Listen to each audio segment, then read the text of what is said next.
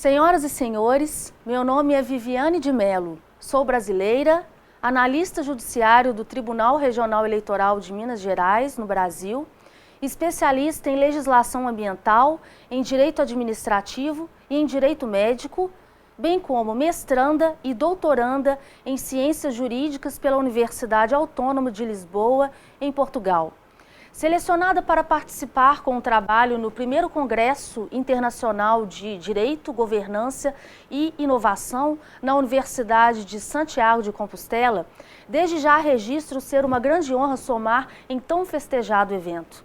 Na oportunidade, parabenizo todos os pesquisadores, congressistas e, sobretudo, a organização do Congresso Internacional e o faço nas pessoas do Dr. Rubem Miranda Gonçalves, da Universidade de Santiago de Compostela, e do Dr. Fábio da Silva Veiga, da Universidade de Vigo e de Alcalá, e sua brilhante comissão.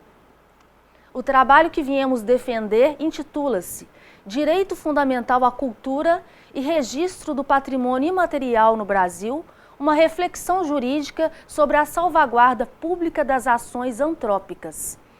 Na Constituição da República Federativa do Brasil de 1988, designada Constituição Cidadã, o legislador constituinte primou pelo aperfeiçoamento da cultura do país e deu aso a um plexo inclusivo de novos direitos. Pretende-se neste paper responder se o processo de registro no patrimônio material do Brasil é um instrumento de garantia da concretização da chamada Constituição Cultural e analisar a eficácia jurídica de salvaguarda dos bens culturais e materiais no Brasil. A hipótese lançada é a de que o propósito constitucional do registro é alcançado com a articulação de políticas de salvaguarda e de acesso à cultura a serem melhor exploradas a partir da adesão dos cidadãos. Adotou-se como recursos teóricos e metodológicos dedutivos a análise de legislação e documentação, bem como o levantamento bibliográfico específico. Iniciamos o paper com um breve estudo sobre o direito fundamental à cultura na Constituição Federal Brasileira, que prevê no caput do artigo 215 que a garantia estatal de exercício pleno a direitos culturais e acesso às fontes da cultura nacional. Destacamos a preocupação do Constituinte de 88 com a proteção estatal das diversas manifestações culturais populares dos povos indígenas afro-brasileiros, bem como de outros grupos que participarem do processo civilizatório nacional. Encontramos na doutrina uma conexão entre direitos culturais brasileiros e o direito ambiental, como direitos fundamentais de terceira dimensão. Nesse sentido, o doutrinador Ingo Sarlé considera ambos os direitos como resultados próprios de novas reivindicações fundamentais. No plano constitucional, o patrimônio imaterial é qualificado como identidade, ação e memória dos diferentes grupos formadores da sociedade brasileira.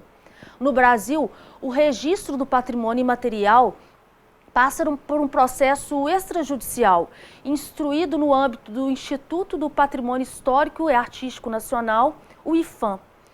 Findo este trâmite, os bens imateriais são registrados em livros, os livros de registros dos saberes, nos livros de celebrações, das formas de expressão, dos lugares, sem prejuízo da abertura de outros livros para contemplar outras áreas da cultura. Na natureza jurídica do registro, é preventiva e, em razão da mutabilidade do bem cultural, preteriu-se a opção do tombamento, tanto que o processo de cada bem registrado é suscetível de avaliação decenal. Finalmente, estudamos a salvaguarda pública dos bens imateriais como ações que designamos antrópicas, exatamente porque são advindas da intervenção do ser humano no meio ambiente cultural. O Plano Nacional de Salvaguarda é conduzido pelo IPHAN, por meio de um eixo de ações estratégicas e de recomendações a serem cumpridas com fidedignidade pelos grupos. E o IPHAN representa um verdadeiro instrumental de apoio e fomento a fatos culturais dotados de sentidos e valores referenciados como identidade e registrados como patrimônio cultural brasileiro.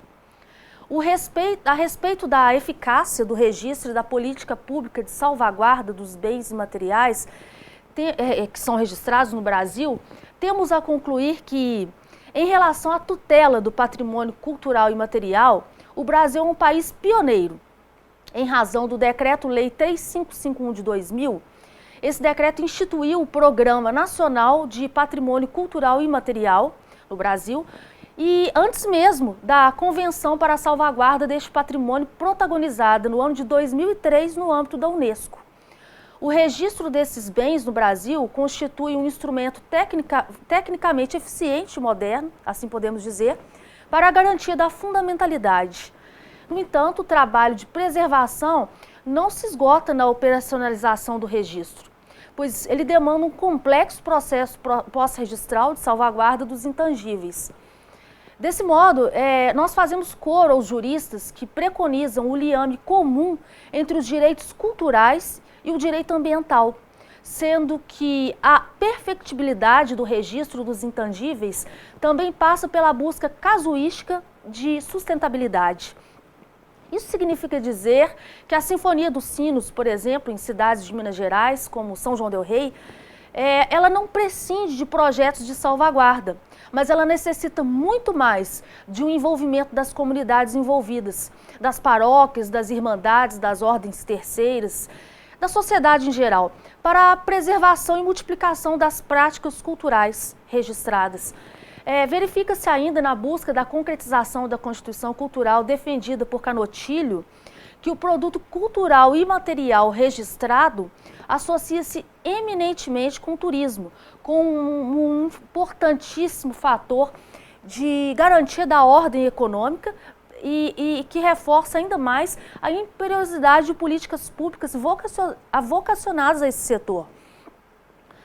Destaca-se ainda a importância da realização de parcerias público-privadas na busca dessa sustentabilidade para a autopreservação dos bens materiais registrados no Brasil.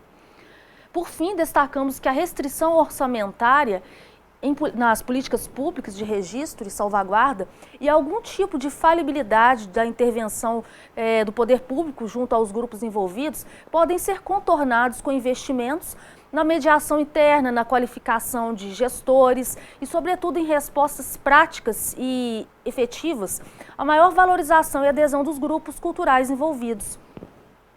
Agradeço veementemente a oportunidade de apresentar tão importante congresso e parabenizo a douta comissão organizadora, bem como a todos os congressistas participantes. Muito obrigada.